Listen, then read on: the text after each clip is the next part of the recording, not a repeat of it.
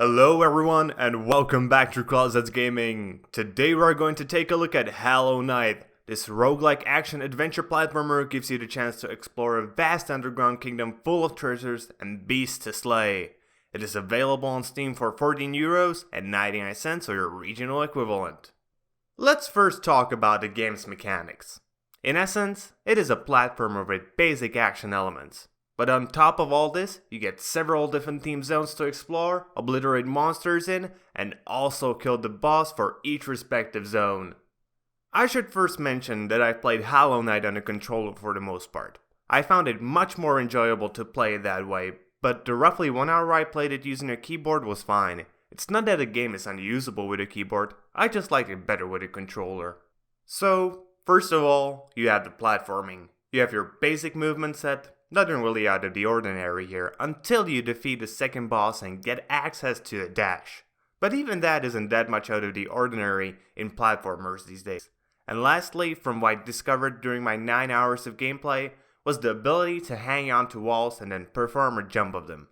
But to be honest, this really isn't much of an issue. I mean, the lack of originality with the movement set, as the platforming is fun even with these basic mechanics, and the levels are well designed, giving you multiple paths to explore. And if you do explore, you'll get a chance to get snippets about the game's lore, find new interesting characters to talk to, gain more currency to buy more equipment to make yourself stronger, or just to enjoy the landscape the game presents to you. Other than all the platforming, which you will be doing plenty, trust me on that, you have the combat.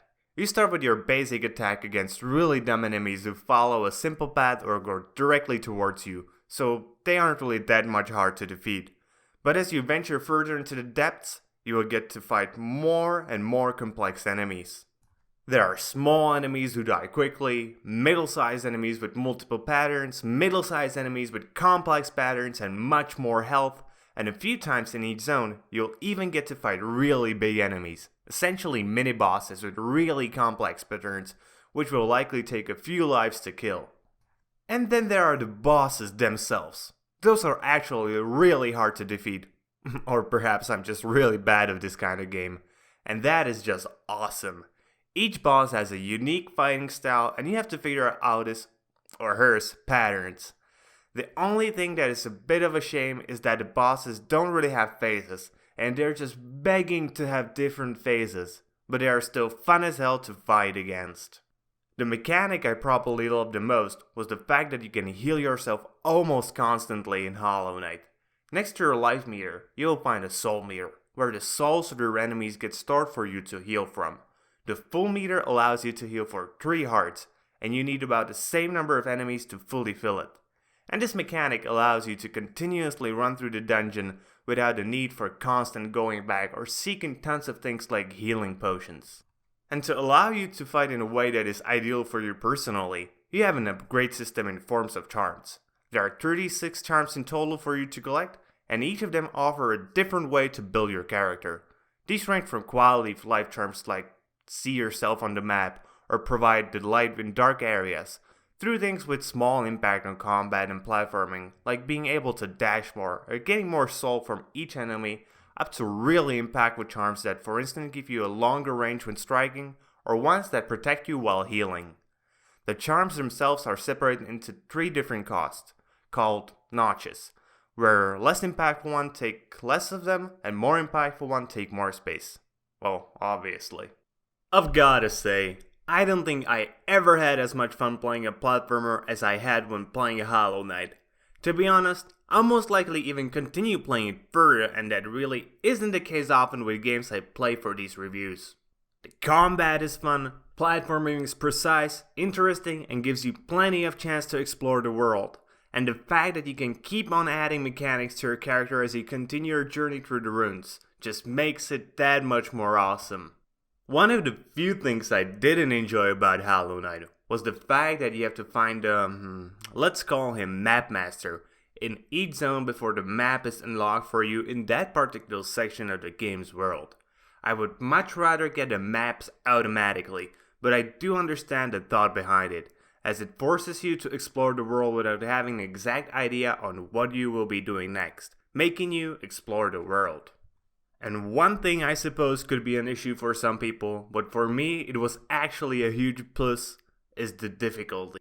It really isn't high. The fact that the combat is relatively simple combined with a really easy way to heal yourself will make the game very easy for people who are good at platformers. I, for instance, am really bad at them, so I've died plenty of times, but it always was my lack of skill, never the game being too punishing. And put all together, the game is simply awesome in its gameplay. Okay, I think that is enough about the gameplay to give you a good idea whether you would enjoy that. Let's now talk about the elements of the game that create the atmosphere, and let's start by talking about the game's story. As is often the case, you are a lone explorer seeking gold and glory, and to achieve that, you have embarked on a journey. Your travels have taken you to the town called Dirtbout, which lays right on top of an old underground kingdom that has long ago fallen to ruin. Your quest is to explore it, gather loot, and kill numerous enemies. That's it for the generic part of the story. What is unique about this one is the fact that it takes place in Bugs world. Every character, every enemy is some sort of a bug. But the way that they are presented makes them just adorable. There are plenty of characters for you to meet in your travels, and each has a story to tell. I, for instance, really love the mapmaker's wife, who runs their shop. She just had this really bored housewife attitude that I found just hilarious. The story is presented in two basic forms. The first is through the characters. As you meet them, each will tell you a bit either about themselves or about the immediate surroundings. Then on occasion, some of them might even tell you a bit more about the larger lore of the abandoned kingdom. The second way you will get introduced to the lore is through these, stones. You can read the text on them, telling you a bit about the game's story.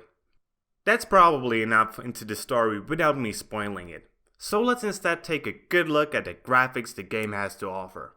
As you see from the video, the game is looking just wonderful. The game is hand-drawn and it shows in every little detail in the game. If I should somehow summarize the graphical style, it is dark and gloomy, yet cheerfully cutesy. I know. How is that even possible? To be honest, I don't understand it either. But somehow the game manages to do both at once. The things that are dark and gloomy are the ruins of the kingdom itself.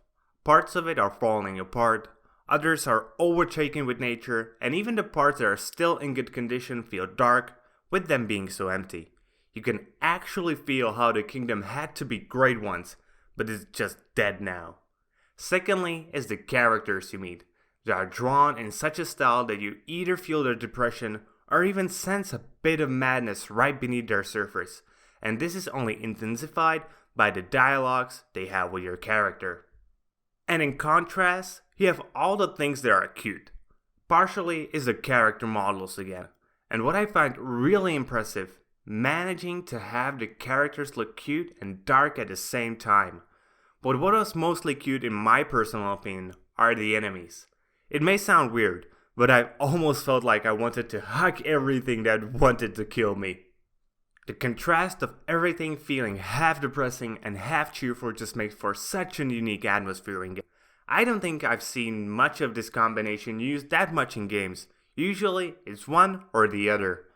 Plus the fact that there was so much work obviously put into making each little detail makes the graphics that much more impressive. The last tool used in creating an atmosphere is the music and the sound effects of the game.